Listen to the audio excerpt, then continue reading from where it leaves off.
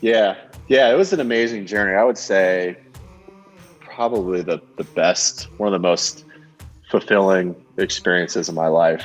I was very lucky that it didn't feel like work. Mondays were always my favorite days of the week because I just couldn't wait to get back to work on Monday morning.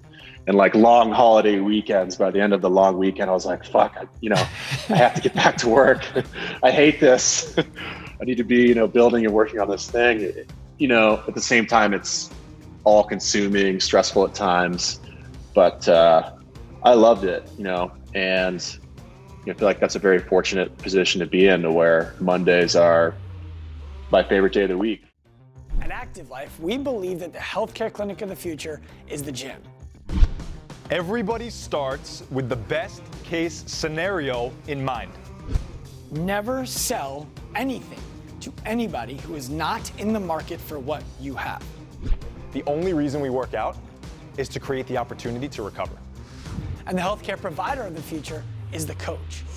And this is why you guys need to get paid well, because what you're doing is really, really hard work. All right. Casey Jenks, one of my favorite future seers in the world. Welcome back to the guest show on the Active Life podcast. Thanks for having me. Excited to be here. This is, I think, the second time we've sat down. Yeah, the first time you were sitting on your bed in a house. Yeah, I think the first time I was actually laying down. Yeah, you might you might have been. It was a very different world for a lot of reasons last time that we talked. You guys were in the what I would consider, I imagine, the early growth phase for TrueCoach, where it became one of those things. I think you might have even still been Fitbot at the time. Probably, yeah. It's probably 2017. Something like that. I'm guessing. Yeah, something like that. And it was just, it was interesting because people were like, oh, I can write programs online, and we started talking about it. Now it's totally different situation. Yeah. It's the only way to train your clients, depending on what state you're living in. Yeah. Well, look, the reason I called you a future seer is because I remember vividly where I was when you put a message in the CrossFit affiliate owners page saying, hey, I'm working on this technology to let coaches write programs for their clients online. Anybody want to beta test it? I was sitting at the head of the table in my clinic, looking right at the gym door, where I was like, I have 9 clients on Google spreadsheets right now, and I'm overwhelmed. Yes, I will try. And it's hell. Yeah. Yes, I'll try it. Yeah. Are you kidding me? And well, I appreciate the flattery. I don't know if I'm so much a future seer, but really just some guy that was trying to scratch an itch because I was, I knew that there had to be a better way than what the experience I had at the time, which was I would get an email once a month with, all my workouts for the upcoming month. And then you factor in the day-to-day communication and, getting results back to the coach and the video and payments and, et cetera, et cetera. It just became a mess. I felt like for every minute I spent working out, I was spending another minute just kind of getting my results and notes and video and getting them back to my coach. Yeah. And asked him one day, how are you managing this? What's the name of the platform or the app or the tool that, outputs this email that I get? He says, email? Like I was shocked, like that there. Like, well, how are you just not losing shit all the time? He says, I am. It's a mess. It's terrible. Right. And start digging in a little more, digging in a little deeper. And I was lucky enough or stubborn enough or whatever to decide to try and make it a little better back in 2015. Well, I'm grateful that you did. And I think the entire industry is grateful that you did. I think that you might not have been the first one. I don't know if you were or not, but either way, what you did made it extremely accessible for trainers, coaches worldwide to be able to actually say, wait a minute, I live in town X, population Y, but I can have a client from anywhere now. This is amazing. Mm-hmm. And yeah. And there were a few others around for sure. I took a look at them before starting TrueCoach. But what I found was the the UIs were clunky. It was slow and buggy and convoluted. And, you went to create a workout, you have to drag and drop 30 little things. And, it takes you 10 minutes to create a workout. In my mind, well, that defeats the entire purpose of even using a platform like this. And it's led me to believe that the reason why people were still on Google Sheets or email was just because they could type and it got out of the way. And sure, it didn't have, it was missing a ton of functionality, but at least it got out of the way and they could type a program. So when designing TrueCoach, I try to keep that at the top as the most important thing. Like, speed cannot be sacrificed. Ease of use and simplicity cannot be sacrificed. So instead, what we had to do is sacrifice some of the smarts, the bells and whistles. Like, it would be super cool to be able to do, tonnage and volume calculation and be able to compare the number of reps pulling versus pushing. But at the end of the day, it didn't outweigh the need for speed and ease of use. And only a small percentage of coaches and trainers care about that anyways. And it's probably only, you need to take that consideration with a small percentage of your clients. So that was the focus and the bet, and it paid off. The number one piece of feedback that we always got was how simple it was and how easy it was to learn and use, which is huge in software. Well, and I can speak to that from the consumer perspective, and share some insight on your steadfastness on all of that. I was the guy texting you saying, "Hey, I need this thing. Hey, I need this thing. Hey, I need this thing. Hey, I need this thing." And you were like, "Cool." Maybe if you want to pay $50,000 to have somebody build it for us so that you can have it on your platform and we can make it available to everybody else, sure, maybe. But otherwise, I get it, you need that thing, but it's not what we're trying to do. And I always found that enjoyably, I enjoyed the resistance.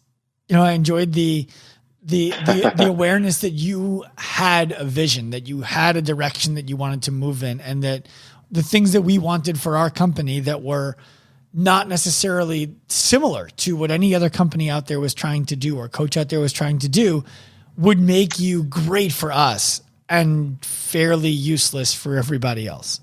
And I saw that and I appreciate it. Yeah, you definitely hit interesting problems and bottlenecks and pain points that, the coach that's training 20 clients on their own, not on a team, isn't going to face. Right.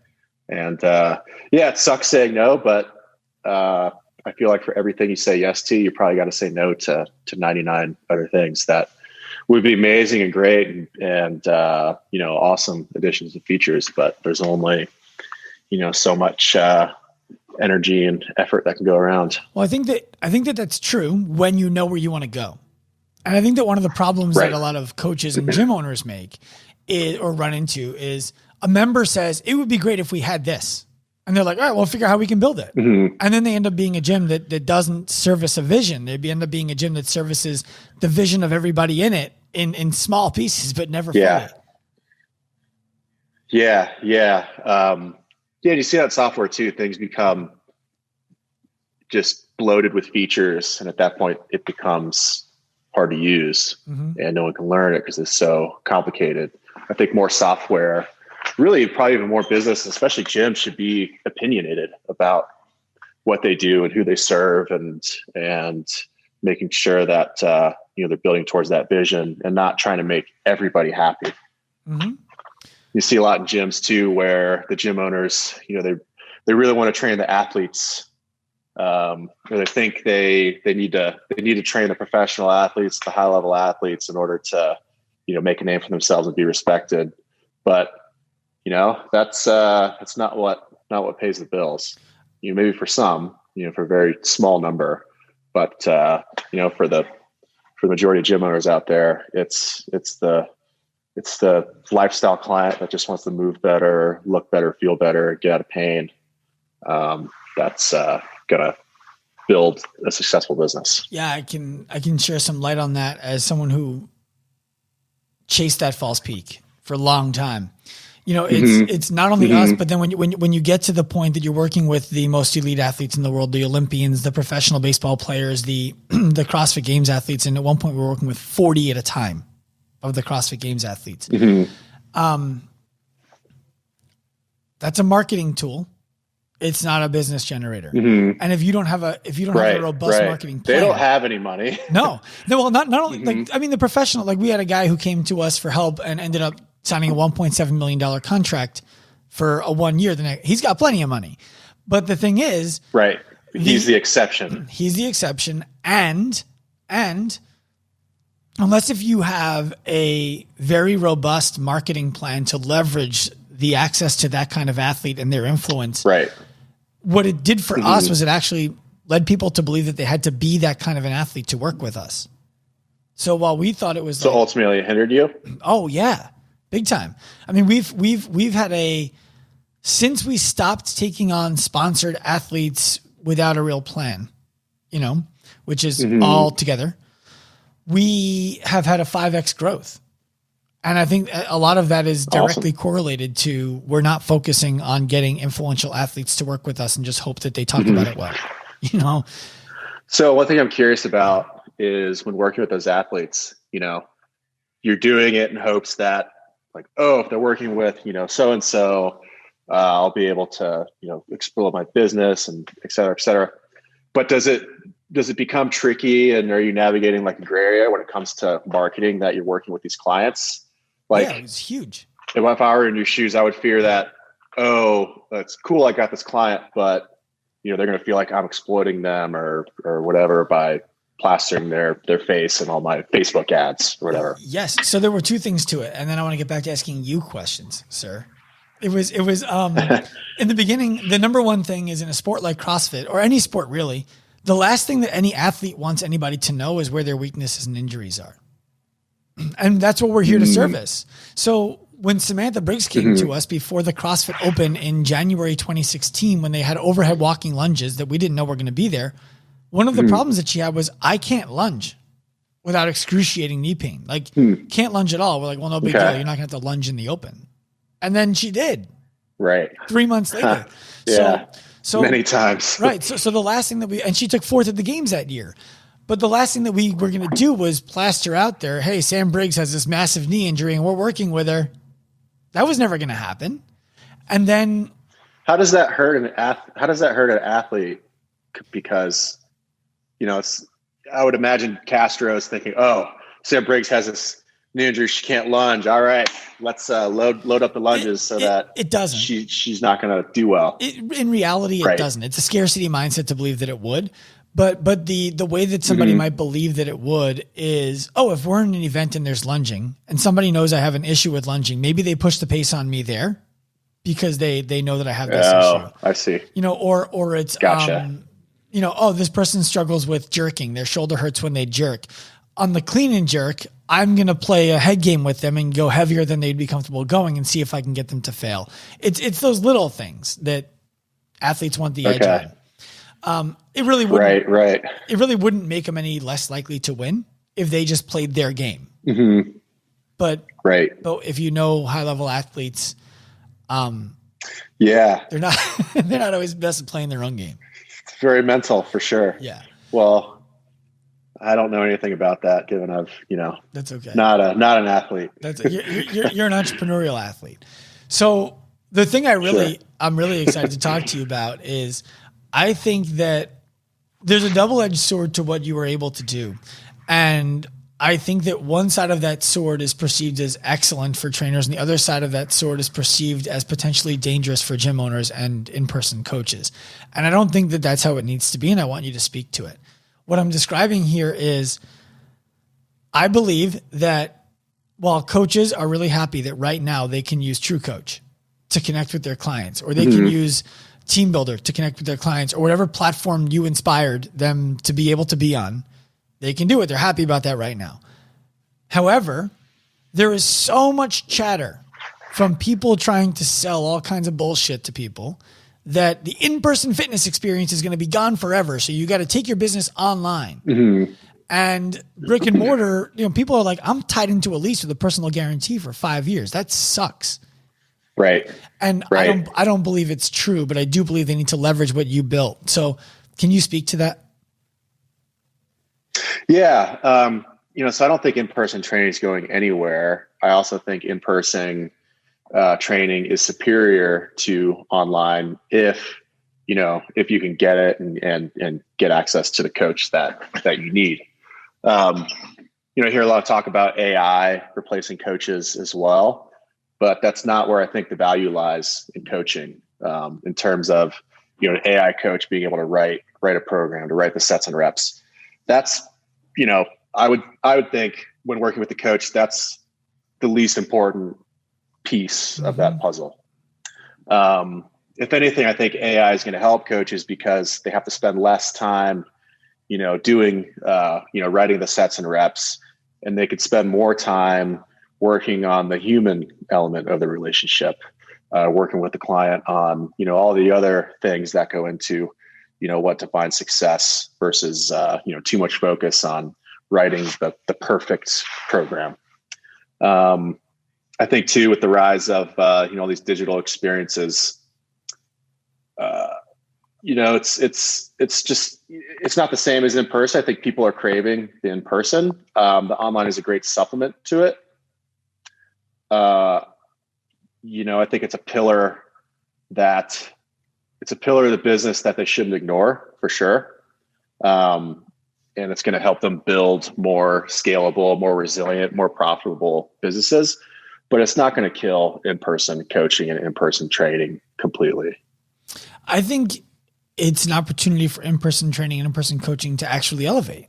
When I look at how I used to write programs for my clients when I was at Equinox would provide us with a template that was 12 workouts on an Excel sheet in a grid, right? So it was better than anything else. It looked organized. It was like warm up at the top, and then there was a bigger box for the chunk workout, and then there was a cool down at the bottom, and there was a space for notes, and there were 12 workouts on a single piece of paper, so you could show a client, here are your next 12 workouts. And I would print that out, and I would put it on the top of my clipboard, and I would take someone through it, and I would write hand notes onto it.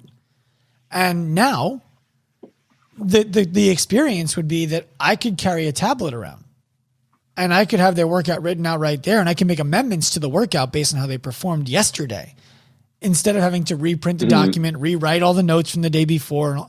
So I think that there are digital tools that allow you to work with somebody remotely that also make the in-person work experience better. Totally. Was that ever something that you guys were thinking about in creating it? I guess what aspect? Thinking about what aspect on that? The idea that it's a digital tool that allows me to work with a client from Australia like James Newberry, but it also allows me to do a better job with Mary Jane, who walks into my gym right here. Yeah, totally. So a lot of the same tools that, we built for remote clients, very applicable to the in-persons as well. And a lot of times people got started on the platform strictly for use with their remote clients, but then they realized, there's a huge benefit to having, all of my programming and coaching in one place, so that, they have the records, they can modify things quickly on the fly, or even, feel more connected with their clients on the 23 hours that they're not inside the gym. Right. So it's a way to build the connection, even if they're working with purely in-person clients, if they can send them messages or adjust workouts, leave comments on workouts after the fact. It's, not just for purely online, purely remote. Yeah. And even the hybrid, I think the hybrid type client is going to surge in popularity once COVID's all behind us as well. The person that is coming into the gym, maybe they can make it into the gym at a set time period 3 days a week, but they need to be training, another 2 days a week. Having a solution like TrueCoach is a great way to bridge that gap on the days they can't come in person. Totally. One of the things that we're training the coaches who we work with on right now is that if your client comes into the gym 4 days a week, we would advise you to have them come to the gym 3 days a week and provide them 1 day of workouts from home.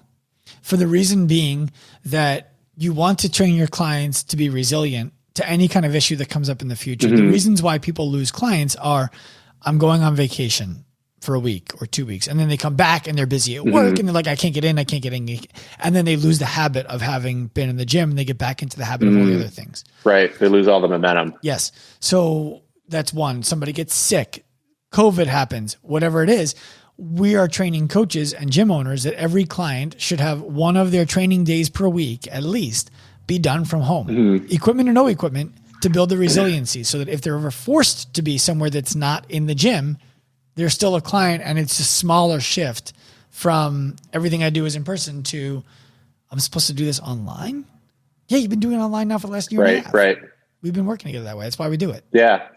So it sounds like you're helping them build autonomy as well, which I think is a big aspect in the value that a coach can provide. Exactly. You want to teach clients how to do these things themselves, and a lot of coaches don't do that. Which is a big disservice. Well, it goes back to that scarcity mindset. The idea of what we look to build is we look to build what we call want, not need. So that, when a client comes to you, they might need you. They might need you. If you keep them in a place of need, you've underserved them. Get them to a place of not needing you. Sure. Have them decide to keep coming, and then you've done something important. Agreed, 100%. Yeah. So let's have a major shift here in what we're talking about. You, Casey Jenks, have realized what many people would consider to be their dream. And what I mean by that is you started something to solve a problem that you had. That something that you solved became a business that you were able to create financial fulfillment for yourself, work fulfillment for yourself, and work fulfillment and financial fulfillment for other people. And then somebody came to you and validated all of your work and said, Casey, great job. We want to buy this for a stupid amount of money and make it so you never have to work again in your life if you don't want to. And you said, okay, and did it with all the best intentions in mind. What was it like going through that as the entrepreneur who effectively started something in like 2014, 2015, and in 2020 is living maybe the same life, but potentially a radically different life?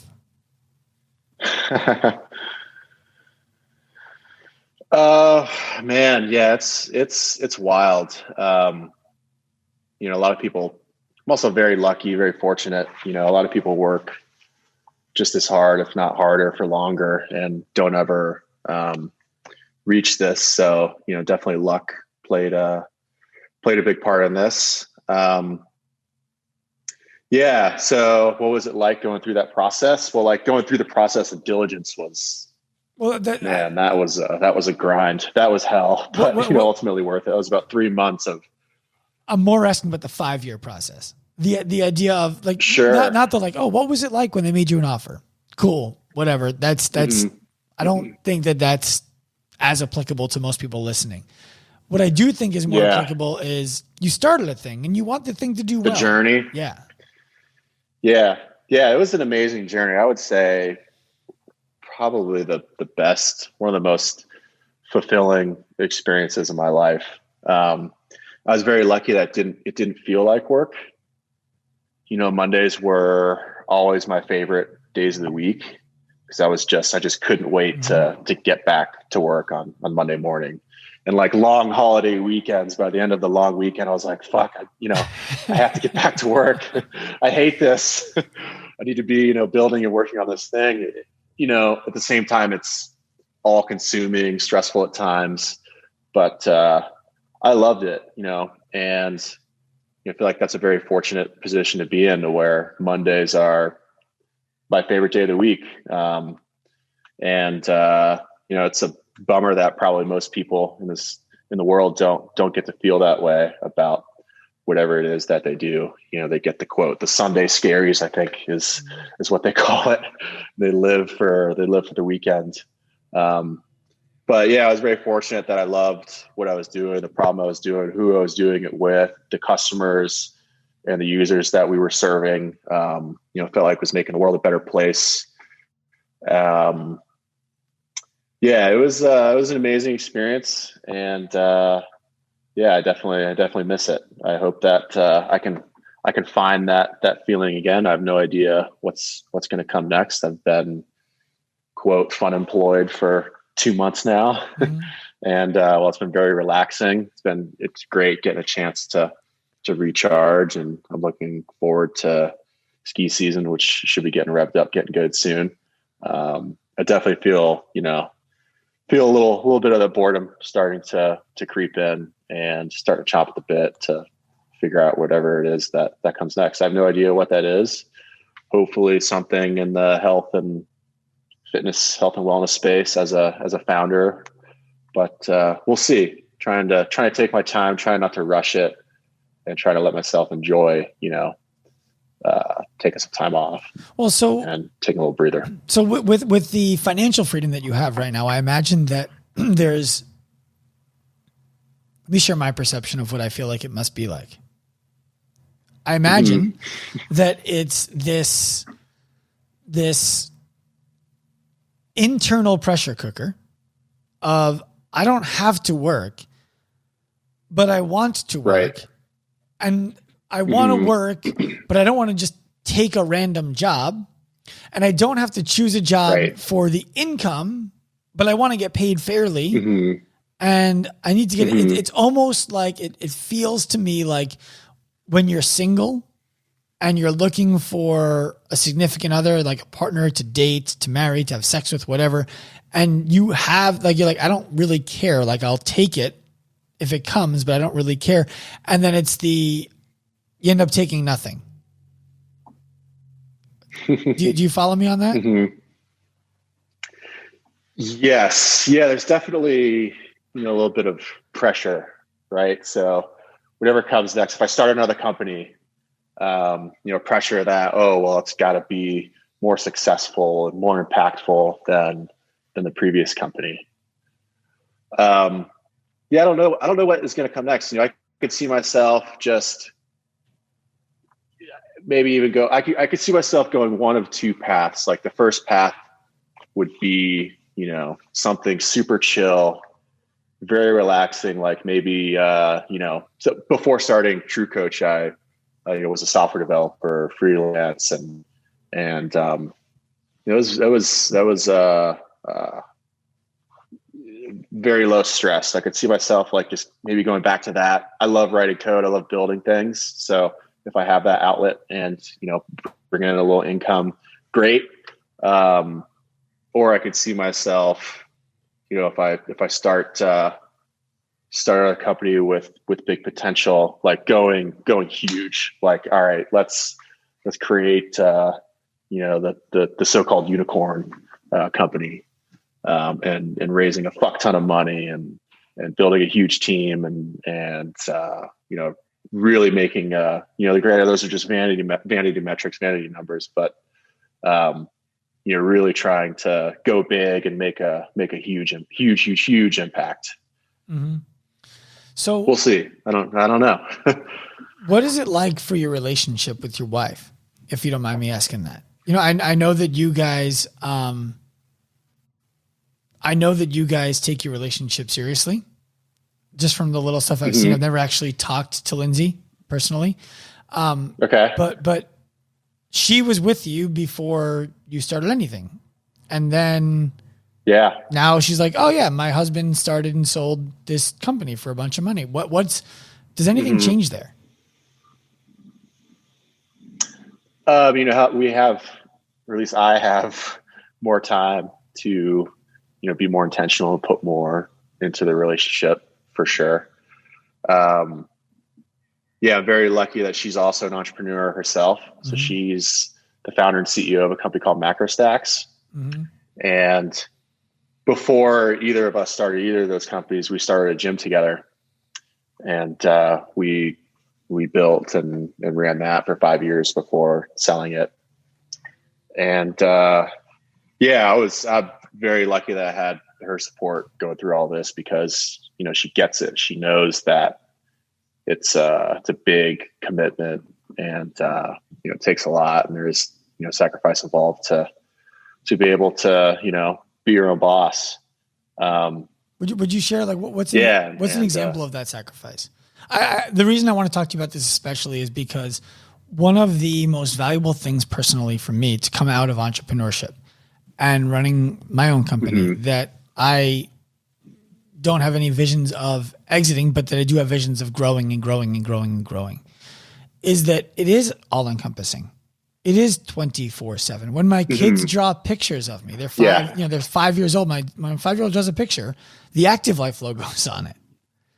And if it wasn't for the support that I get from my wife to be able to pursue this stuff, and by the way, by support, that doesn't mean like, go do whatever you want. I support it. It's go do whatever you want. Let's just talk about how it affects us and make sure that it's what we want.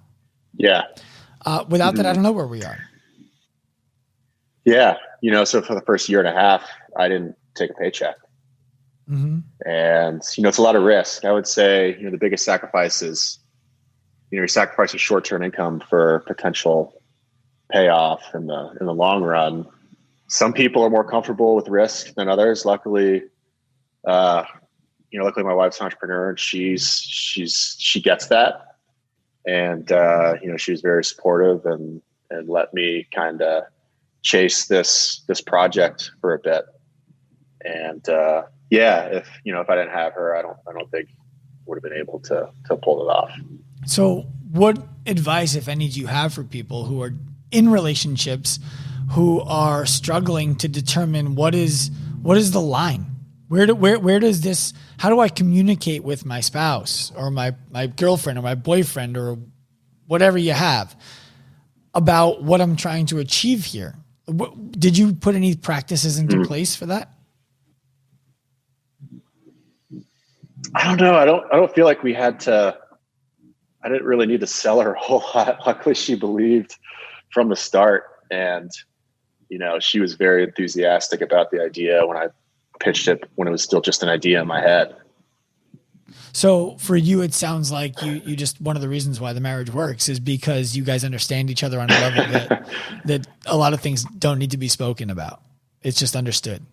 For sure. Yeah. We had people that I wanted to bring onto the team. I made several job offers to people, and when it was just my co-founder and myself, just the two of us, and we're, I don't know what we were at, maybe like $12,000 a month in revenue is what TrueCoach was pulling at the time. And we go to make this job offer, to a married guy, maybe about 30 years old, no kids yet, but they were thinking about it and maybe trying to buy a house. And he was all about it, ready to come on board. And his wife just totally squashed it. Well, what were you offering? Like $500? Too big of a risk. What was the job offer? You get $500 a month, and it was decent. Yeah. It was decent given the stage we were at the time. Obviously we couldn't match the salary of a larger tech company or a more established tech company, but we were offering a good chunk of equity. Okay, it was several percentage points of the company that vested over 4 years. But they were just in a situation, I think, they had student loans they needed to pay off. They were trying to buy a house and they just couldn't take the hit in the salary for a future payoff. Couldn't handle that risk and that uncertainty. They had to go for the for sure thing. It would have, he would have done pretty well if he would have taken that offer, but I get it. I get, why people can't. It's a bummer. Well, that's just, that's a lesson on risk right there. I think it's, for sure. Yeah. Maybe he's doing fine now. Hopefully he's doing fine now, but you never know. And it's sometimes you got to bet. Oh, he is. Yeah. Yeah. Yeah. So I think, when you're in your 20s and 30s is when you can take risks in life. I think you never run out of the opportunity to take risks in your life. Like if Active Life went to zero, I'm 37 years old. Mm-hmm. If we were doing well, I hit 42 years old and I'm like, all right, we're going to take a big chance and it tanked, I would take another huge risk. Mm-hmm. Like I'm just not interested in living somebody else's dream. You know what I mean? Yeah. Well, maybe you're just not wired that way. Some people aren't. A lot of people are, they're wired differently than me and you are. Maybe they're 45. They have an idea, the dream they want to pursue, but they got a mortgage, 2 car payments, and 4 kids, and 2 of them are about to go off to college, and they can't sacrifice that paycheck in order to chase their dreams sometimes. Won't sacrifice that paycheck. Big difference. And I want to be careful. Like, it's not about being callous or being brash. I know that people have real things in their lives, and that they need to be able to put food on the table, and they need to be able to take care of their kids. They need to be able to pay for their rent, whatever it might be. I just always think that there's a way to figure out how to do that while you pursue what you really want to be able to do. That's all. So, I mean, how much do you weigh the risk now of starting something new and recognizing that it's going to take some of your capital to do it, and say, like, well, how much of our capital that I have that gives us this cush kind of life right now, do we want to risk to pursue this next thing?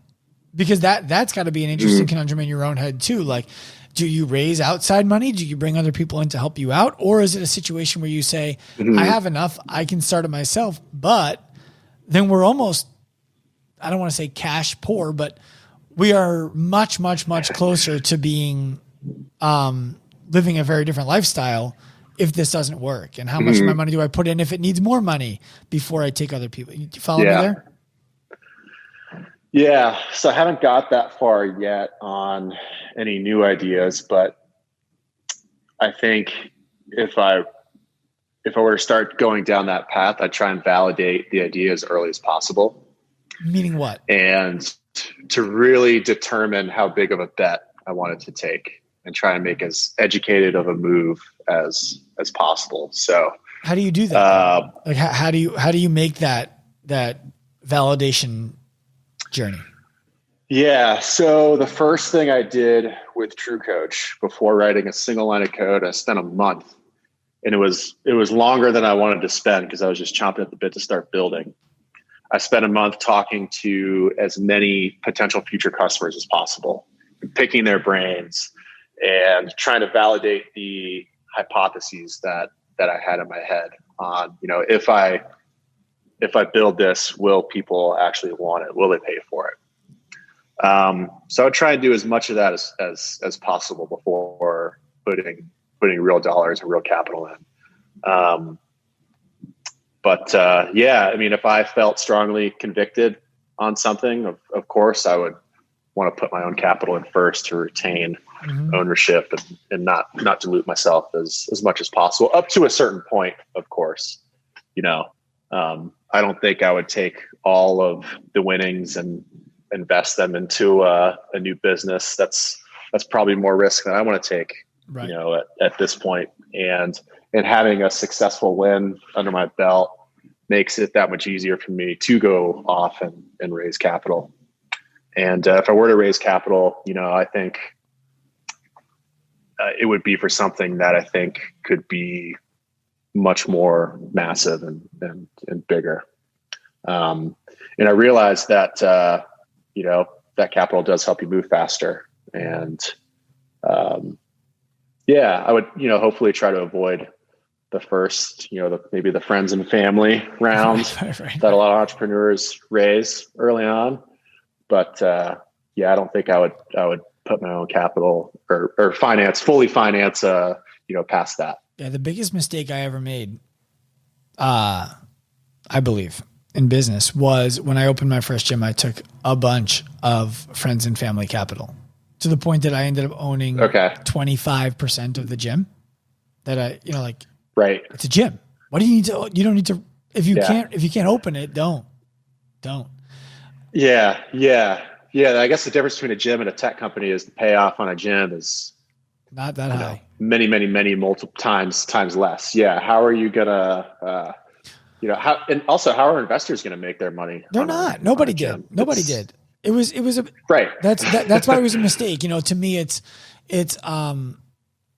I stayed in my gym when I knew I wanted to do something else longer than I would have because I felt like I owed something to other people. And that, right. that level of a little bit of guilt, the pride that goes with it, all that stuff, and looking at it and be like, look, I don't have all of the money to pay everybody back what they invested. And then there's the, then it becomes the people who are friends who are like, well, I don't get my money back. I'm like, it wasn't a loan. Hey, where's my money, man? Right. It's like, it wasn't a loan. It's better fucking work. Right. I'm like, it wasn't a loan. It was it was a bet, for lack of a better word. We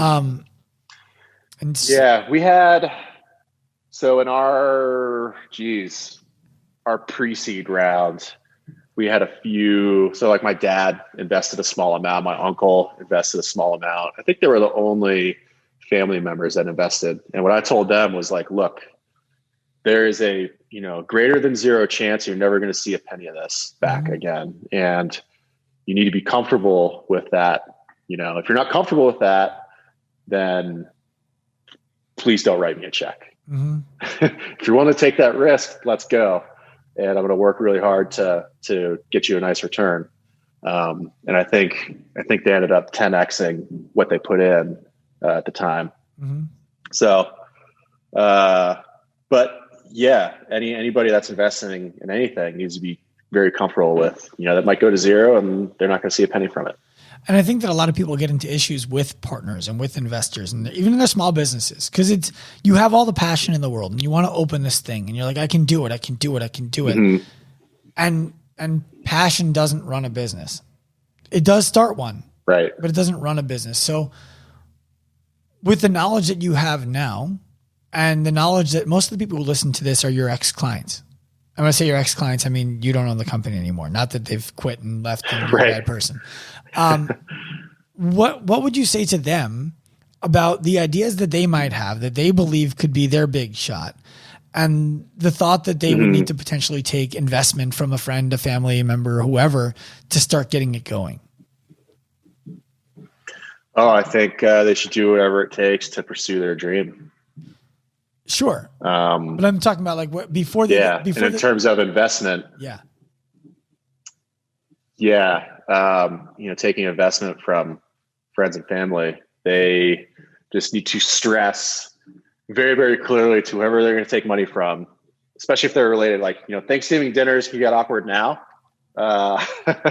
Imagine taking money from an uncle and 3 years later, they still haven't seen a dime from that back yet.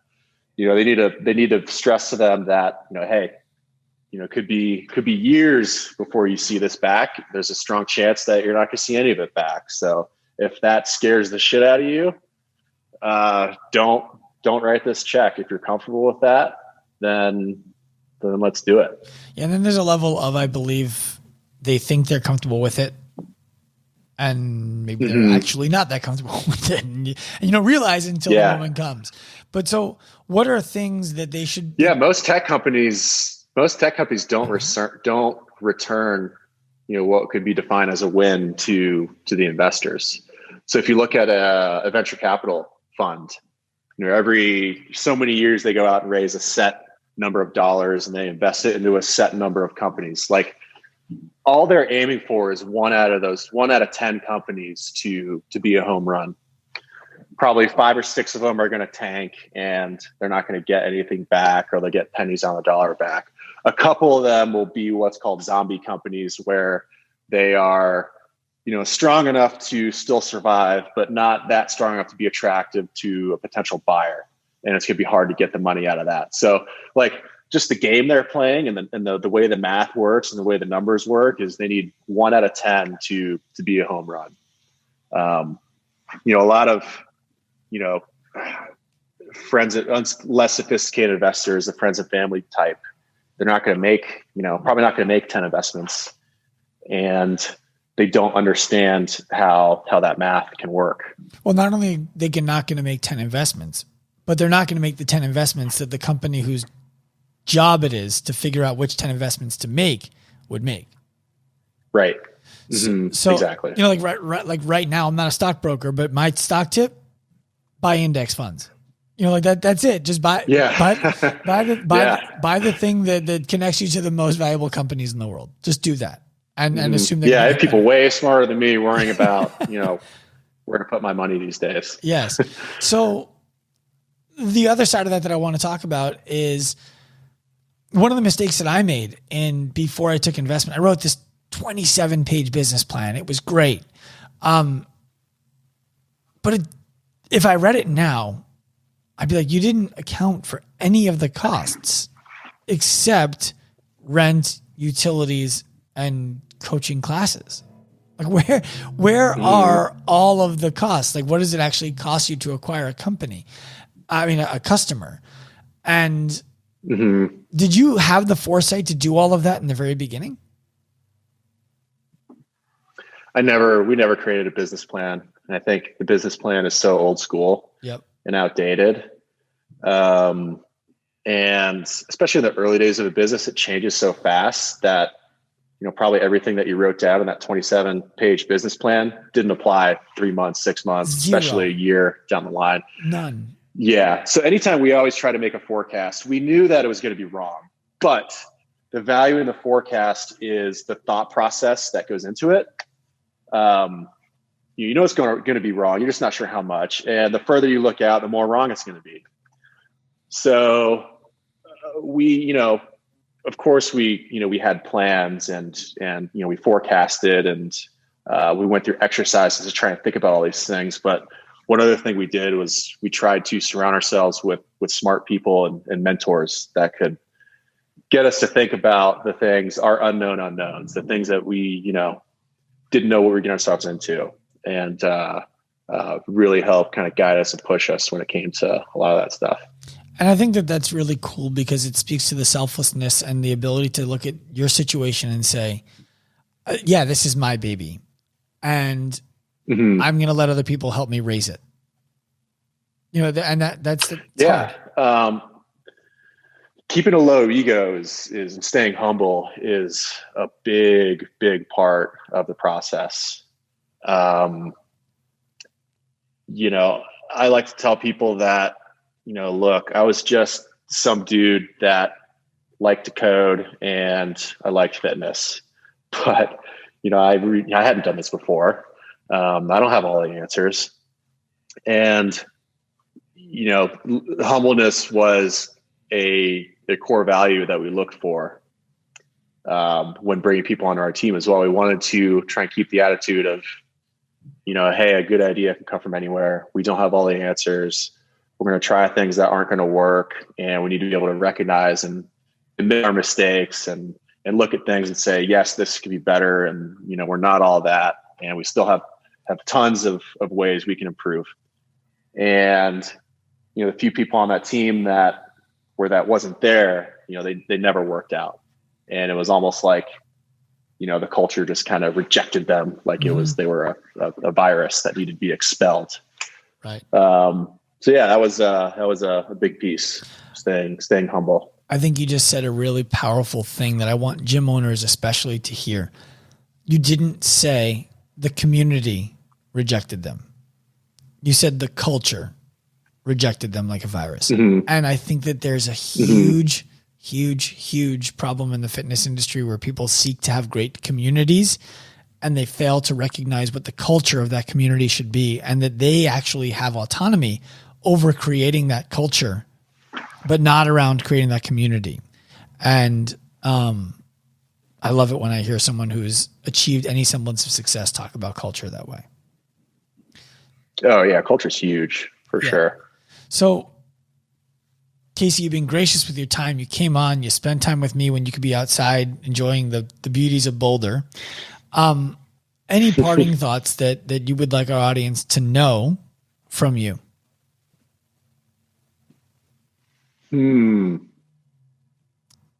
Keep a low ego.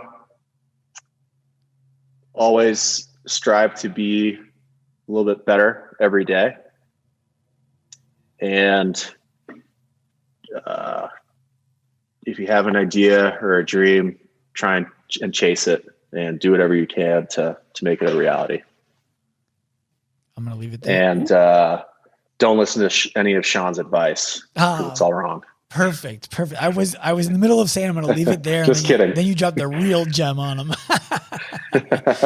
Casey, I I appreciate you. I appreciate your friendship, and I appreciate everything that you've done for our Yeah, industry. likewise. I appreciate, you were, our first kind of big power user that, really pushed the platform in the early days. Mm-hmm. I think, when we were in beta, we had people, farting around with 5-10 clients, and you came on board like day one and we're, I think over 100, like really fast, which, we weren't ready for yet, but it pushed us, and you did a good job with it.